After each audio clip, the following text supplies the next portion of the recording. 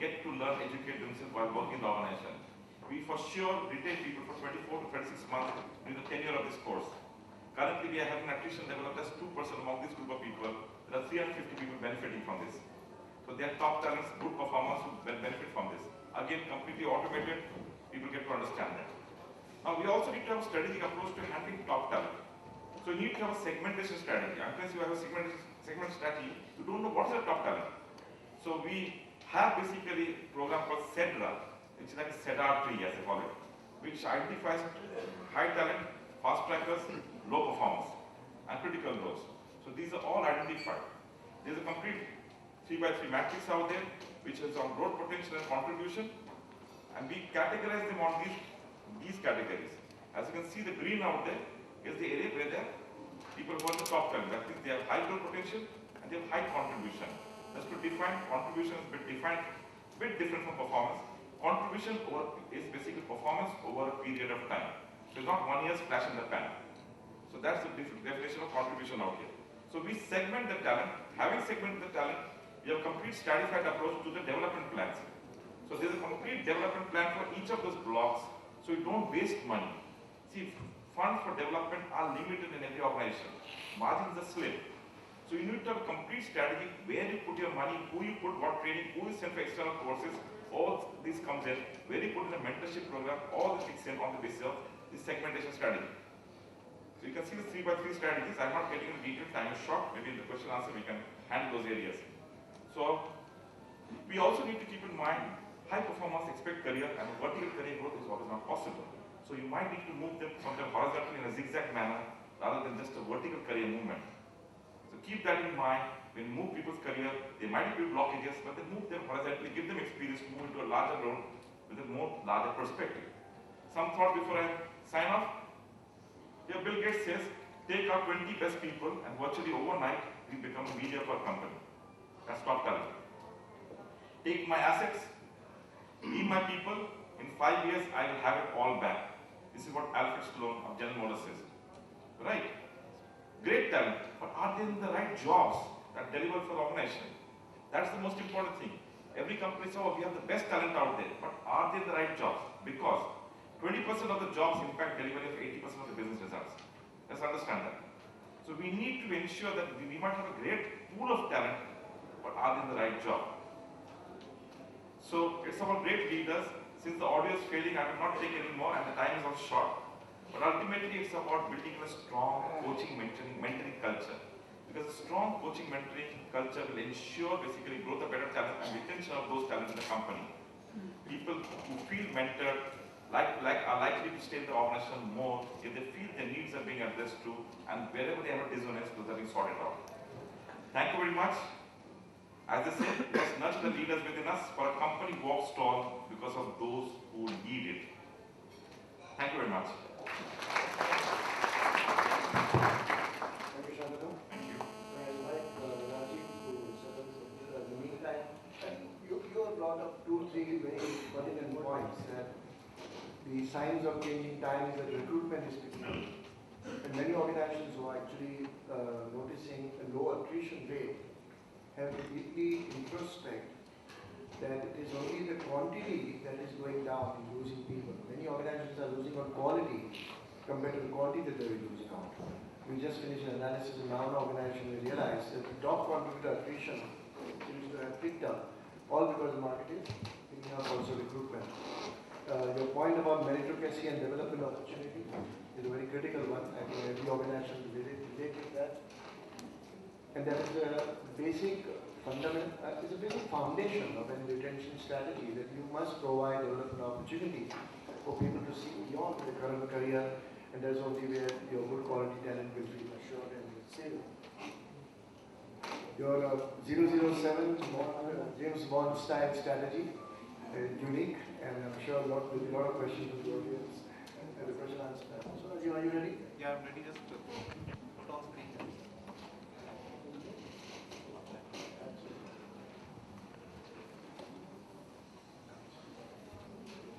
Good afternoon, friends. Thank you for this opportunity provided to me this afternoon.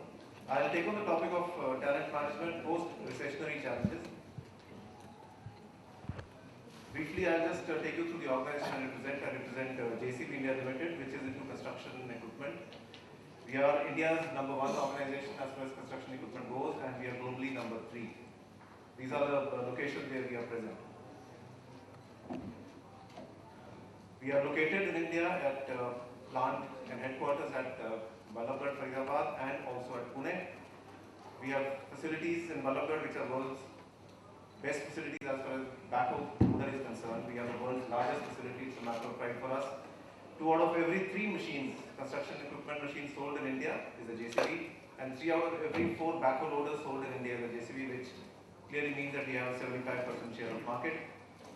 Employee strength 2,000 plus in India. We also help the society by running a self-employment generation scheme. We train operators. We train about 6,000 operators annually, running 7 operator training centers. That's a small contribution towards the CSR.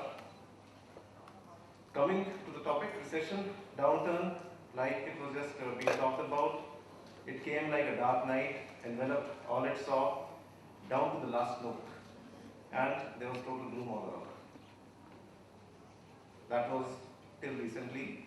Now, of course, news is pouring in, positive news. New dawn is breaking in. So, reason to cheer, reason to rejuvenate, refresh, energize. The darkness has. It was planned. It was times when it was planned. So, darkness has started to melt. It's time to get up. Time to smell the coffee. You can smell the coffee. I don't recommend the expression though. And take the first flight out to a brighter future. Now, organizations have been gearing up during this downturn. Most of the organizations have been reinventing, re-energizing themselves. Some will be taking a flight like this. Some will be taking a flight like this. Some will be catching the first flight, the morning flight. Some will be gearing up to take a very fast flight, and you see the HR person pointing towards the direction the organization has to take. This is what all energy is about. Whatever flight you take, important point is keep moving forward. That's very, very important. Also important is the speed and urgency to maintain your vantage position. Very, very important.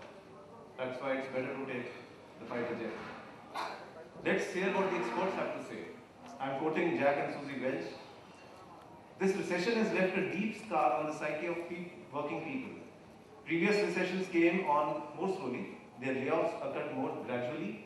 And previous recessions didn't leave most people blaming business, especially big business, for what went wrong.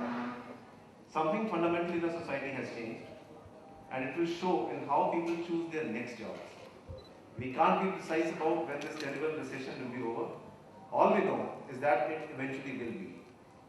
And when it is, a brave new type of employee will rule the day. And only brave new companies will be able to entice them back. Please note these points. Brave new employee and brave new employers. So the rules of the game have changed. It's no longer the same. Of course, we need to learn from everything. The Great Depression of 30s almost reinvented the finance function, changed the outlook towards money, capital and finance, and also came out with that large is not always better. The downturns of 99 and then the current downturn helped reshape the HR function. Business alignment, value enhancement, we started talking about ROI and talent resource keeping. You all must have heard about the story of an elephant and 5 blind men. So retaining people, talent retention is different for every organization. It is not same. Every employee looks at it differently. Some say culture is not good, but we would only work for a very positive culture. Some go for financial stability, leadership reputation, compensation plan, career paths, location, whole lot of things. So everybody looks at it the way he wants to look at it. Although we have noticed a sensitivity shift, instead of just salary, people are more concerned about the work-life balance. People are very much concerned about that. They're concerned about a listening organization, because communication happens 2 ways. Fairness dimensions, in terms of evaluation, salary, treatment, and of course, management's credibility to deliver this. a culture which is inclusive and innovative entrepreneurship. We also must know that it's important that our approach towards employees during downturn would determine the employee connect levels post downturn. It's the old saying, what you sow, so shall you reap. So what we have been doing during downturn will now surface. In maintaining equitable employee cost, the word is equitable, not the high or maintaining the employee cost, managing talent and bench strength, handling a much more aware and demanding workforce, new employee management techniques, gaining the confidence back, managing expectations, that has always been an HR function, innovate compensation and rewards by new methods. New essential competencies which have come to fore, HR must connect with the financials of the organization. We no longer can not connect with that.